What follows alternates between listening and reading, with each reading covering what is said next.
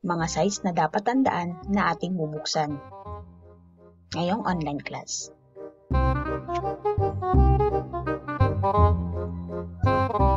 Paalala, laging gamitin ang DepEd Marikina email account sa pagbukas ng mga sumusunod na sites na ating babanggitin, yung may @depedmarikina.ph.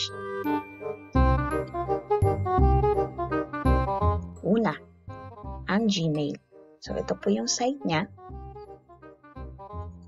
Bubuksan po ito upang malaman ng mga announcement na activities, mga meetings, at grades.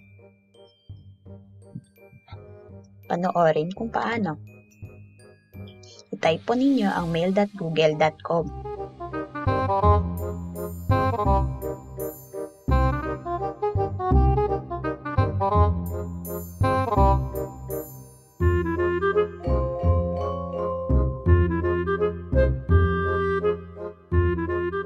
Kailangan mag-sign in gamit ang ating DepEd Marikina email. Pag kayo naka-sign in na, siguraduhin ninyo na DepEd Marikina nyo ang naka-sign in dito.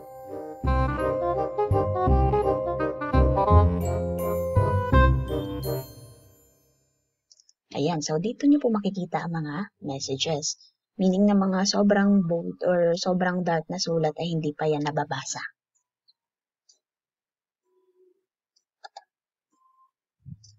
Pangalawa, ang Google Classroom. Ito po ang site ng Google Classroom. Ito ay para sa mga activities na sasagutan natin. Panoorin kung paano buksan. So, i-type po natin ang classroom.google.com.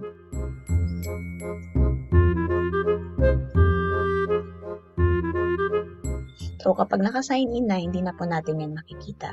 Pero pag hindi pa naka-sign in, ito po ang dapat ng mga i-click. Huwag kalimutan, sign in gamit ang depedmarikina.ph. Type ang password, click ang next or susunod.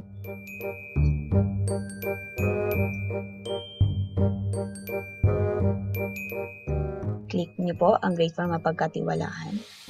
And lagi niyo pong titingnan ang stream at ang classwork.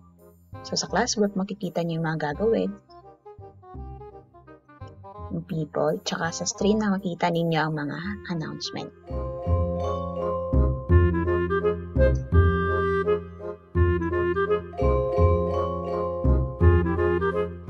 Pangatlo, ang Learn.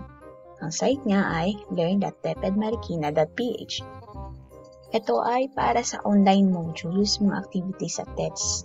Makikita rin ang mga grades natin dito. Panoorin kung paano buksan. I-type lang ninyo sa browser ang learn.deped.marikina.ph. I-type ninyo ang username ninyo, yung dulo ng LRN, tsaka apelyido, at dito nyo makikita ang mga subjects na kukunin ninyo for this year. So, kailangan natin matutong mag-navigate dyan. Huwag kayong magtakot sa pagpindot dyan kasi wala naman po kayong mabubura. Pang-apat, Google Drive. So, ang site nito ay drive.google.com. Dito naman natin sinesend at sinesave ang mga files.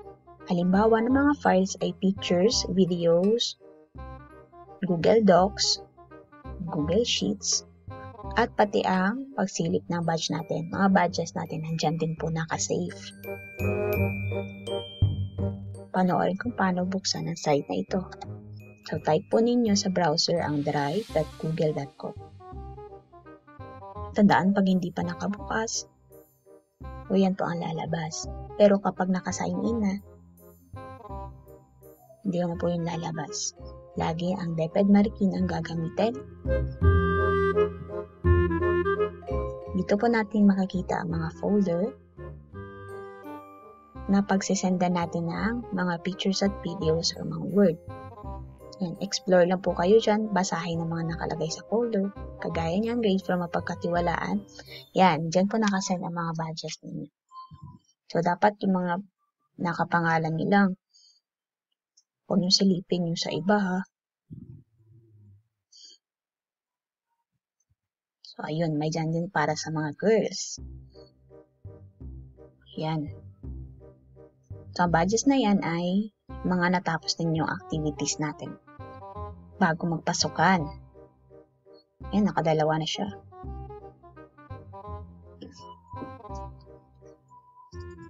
Ang 5 naman po ay ang YouTube optional. Ibig sabihin ng optional, pwede naman natin hindi silipin o pwede naman natin hindi buksan. Pwede naman natin buksan. So, ito po yung site niya, www.youtube.com.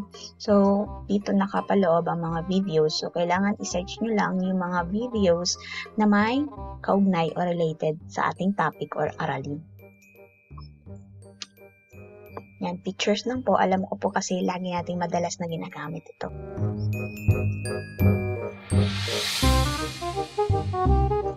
At ang panghuli, laging common na ginagamit, Facebook at Messenger. So, maaari niyo siyang gamitin sa pagtingin ng mga announcement at pakipag-ugnayan sa guro or pakipag-ugnayan ng guro sa magulang o pakipag-ugnayan ng mga bata sa guro. So, dito nag-a-announce, naglalagay ng mga tutorial videos, dito din po. So, maaari niyo pong buksan. Lagi po nating tandaan, magkaiba po ang Facebook or Messenger group chat ng magulang at magkaiba po ang Messenger group chat ng mga bata. At huwag po tayong maglagay ng kung ano-ano sa ating Facebook at sa Messenger kasi minomonitor po tayo ng DepEd. Kaya po, ingat po. At kung may mga private message or may mga tanong po sa akin, maaari po akong i-text or maaari po akong i-private message. So, yan po ang ating itsura ng Facebook group. So, yun po. Yung mga sites na dapat nating tandaan.